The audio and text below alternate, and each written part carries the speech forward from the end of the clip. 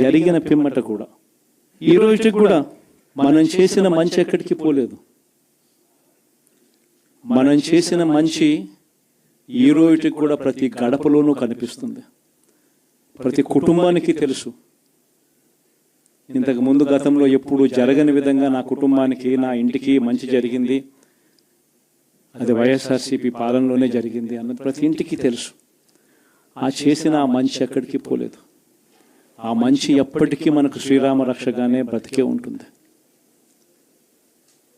మనం చేసిన ఆ మంచి బ్రతికే ఉంది.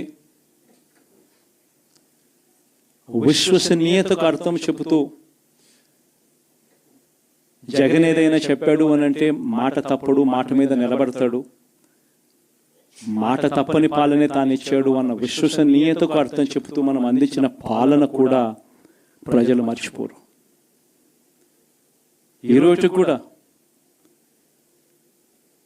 ఈరోజు ప్రతిపక్షంలో ఉన్నా కూడా నేను చెప్తా ఉన్నా, గర్వంగా కూడా చెప్తా ఉన్నా, ఈ రోజు కూడా జగన్ అబద్ధాలు ఆడడు, జగన్ మోసం చేయడు. మళ్ళీ చంద్రబాబు చెప్పిన మాదిరిగానే అంతకన్నా ఎక్కువ అబద్ధాలు మనం చెప్పుంటే బాగుండేదేమో, ఆ 10% మనతోనే నిలిచి ఉండేవాళ్ళేమో, అలా చేసుంటే బాగుండేదేమో అని చెప్పి కూడా చాలామంది కనిపించవచ్చు కూడా. మరీ జగన్ ముక్కుసూటి మనిషి, మరీ జగన్ రాజకీయాలలో మరీ నిజాయితీగా ఉంటాడు, ఇంత నిజాయితీగా ఉండడం కరెక్ట్ కాదేమో అని. కానీ ఒకటి చెప్తా ఉన్నా, ఓడిపోయిన పర్వాలా, అధికారం కోసం అబద్ధాలు చెప్పడం, అధికారం కోసం మోసం చేయడం ధర్మం కాదనే, న్యాయం కాదనే జగన్ ఎప్పుడు నమ్ముతాడు. 2014లో కూడా ఇదే నమ్మాను. సాధ్యం కానిది సాధ్యం కాదు అని నేను చెప్పాను. చంద్రబాబు నాయుడు ఏమో వ్యవసాయ రుణాలు మాఫీ దగ్గర నుంచి అన్నీ కూడా చేస్తానని చెప్పి, ఆ తర్వాత మళ్ళీ 2019 వచ్చేసరికి చేయక ప్రజలు రెట్టించిన ఉత్సాహంతో మళ్ళీ మనల్ని తీసుకొచ్చారు. మళ్ళీ ఈరోజు కూడా అదే జరుగుతుంది.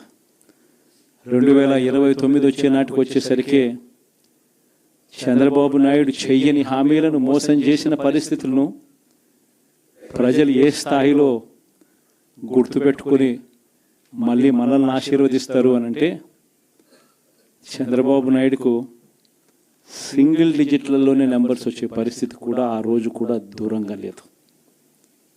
ఇది వాస్తవం. ఈరోజు మనం చేసిన మంచి ఎక్కడికి పోలేదు. మనం విశ్వసనీయతతో చేసిన రాజకీయాలు కూడా ఎక్కడికి పోలేదు. ప్రజలకు మళ్ళీ దగ్గరయ్యే కార్యక్రమాలు, ప్రజలకు తోడుగా ఉండే కార్యక్రమాలు, ప్రజల తరపున పోరాటం చేసే కార్యక్రమాలు కూడా జరుగుతాయి. అసెంబ్లీలో బహుశా మనం చేయగలిగింది తక్కువే ఉంటుంది, ఎందుకంటే మనకు వచ్చిన సంఖ్యాబలం కూడా చాలా తక్కువే. పైగా కౌరవ సామ్రాజ్యం లేకపోతా ఉన్నాం. ఏకంగా స్పీకర్ పదవికి తీసుకోబోయే వ్యక్తి ఎంత సిగ్గు లేకుండా సోషల్ మీడియాలో వైరల్ అవుతా ఉంది. వాళ్ళు మాట్లాడుతూ ఉన్న మాటలు. ఒకడంటాడు జగన్ ఓడిపోయాడు, ఇంకా చనిపోలేదు అని ఒకడు అంటాడు, ఇంకా చావలేదు అని ఒకడు అంటాడు, ఇంకొకడు అంటాడు చచ్చేదాకా కొట్టాలి అని ఇంకొకడు అంటాడు. నిజంగా ఇలాంటి కౌరవ సామ్రాజ్యంలోకి మనం పోతా ఉన్నాం. ఆ వ్యక్తి ఇప్పుడు స్పీకర్ కాబోతున్నాడట. ఇలాంటి పరిస్థితుల మధ్య ఆ కౌరవ సామ్రాజ్యంలో